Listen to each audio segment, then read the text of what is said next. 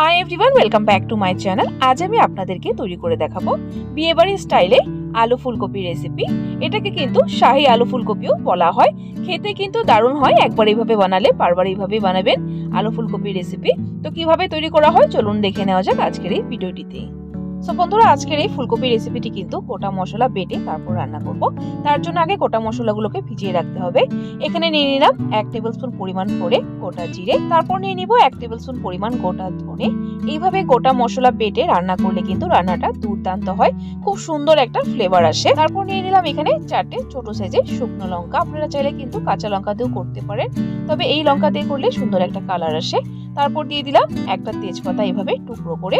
তারপর এর মধ্যে অল্প একটু গরম জল দিয়ে, উষ্ণ গরম জল দিয়ে ভিজিয়ে রেখে দেবো মশলাটা। এইভাবে গোটা মশলাগুলো আগে ভিজিয়ে রাখলে সুন্দর মিহি করে পেস্টটা তৈরি হবে। তো চলুন বন্ধুরা, এখন যাচ্ছি নেক্সট স্টেপে। এখানে আমি আলু ফুলকপি কেটে নিয়েছি। ফুলকপিগুলোকে এইভাবে মিডিয়াম সাইজে টুকরো করে কেটে নিয়েছি, আর তার সাথে নিয়েছি আলুগুলোকে এইভাবে লম্বা করে কেটে নিয়েছি। আপনারা চাইলে আপনাদের পছন্দ অনুসারে আলুগুলো কেটে নিতে পারেন। তো চলুন বন্ধুরা, এখন রান্নাটা শুরু করা যাক। তার জন্য এখানে একটা কড়াই বসিয়ে দিয়েছি, গ্যাসের ফ্লেম চালিয়ে। আগে আলু ফুলকপিগুলো ভেজে নিতে হবে। তার জন্য এখানে দিয়ে দিলাম সাদা তেল। আপনারা চাইলে সরষের তেল দিয়েও রান্নাটা করতে পারেন। তেলটা গরম হয়ে গেলে এর মধ্যে আগে আলুগুলো ভেজে নেব। তো বন্ধুরা, আলুগুলো দিয়ে দিয়েছি। এইভাবে অনবরত নেড়ে চেড়ে হাই ফ্লেমে আলুগুলোকে সুন্দর লালচে করে ফ্রাই করে নেব। তো দেখুন বন্ধুরা, আলুগুলো ফ্রাই করে নেওয়া হয়ে গেছে। আলুর মধ্যে সুন্দর একটা কালার এসে গেছে, হালকা লালচে। আলুগুলোকে তুলে রেখে দেব। তারপর সেম তেলে ফুলকপিগুলো ফ্রাই করে নেব। ফুলকপিগুলোকে একটু ডার্ক করে ভাজবো, তাহলে খেতেও ভালো লাগবে, দেখতেও ভালো লাগবে। এখানে ফুলকপিগুলো ভাজা হতে হতে চলুন গ্রেভির জন্য প্রিপারেশনটা করে নেওয়া যাক। তার জন্য যে মশলাটা ভিজিয়ে রেখেছিলাম সেটা মিক্সিং জারে নিয়ে নিব। তারপর এর মধ্যে নিয়ে নিয়েছি দুটো মিডিয়াম সাইজের লাল টমেটো, তারপর নিয়েছি 1 ইঞ্চির মতো আদা, আর নিয়েছি 6-7টা কাজু বাদাম। এখন ঢাকনা লাগিয়ে মিহি করে একটা পেস্ট তৈরি করে নেব।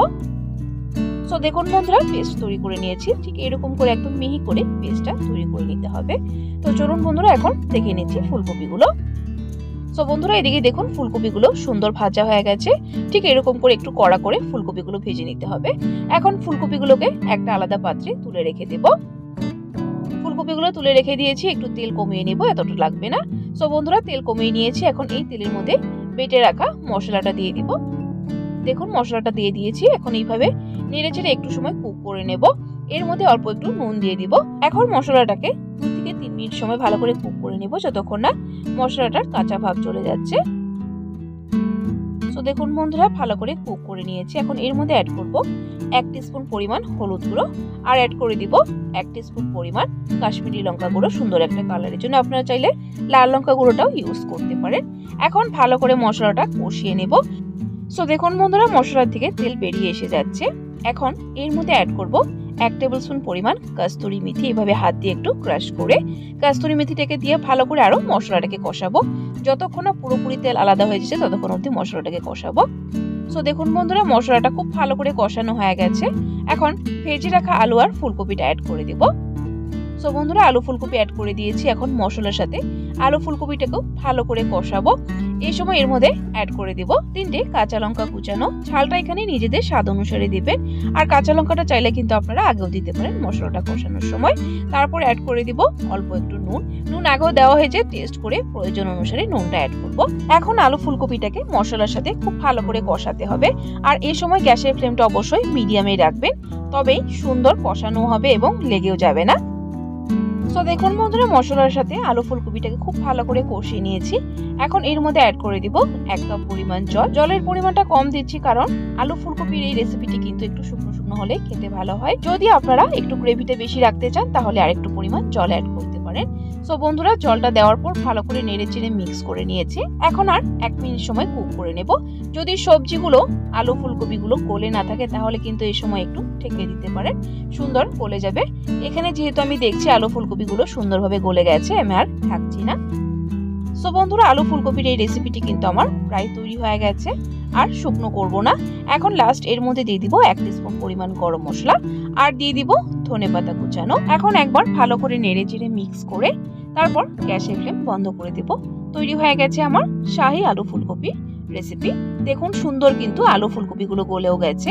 এখন আলাদা একটা পাত্রে সার্ভ করে নেব এই রেসিপিটি। দেখতে কিন্তু দারুণ লাগছে আর খেতেও কিন্তু দারুণ হয়েছে।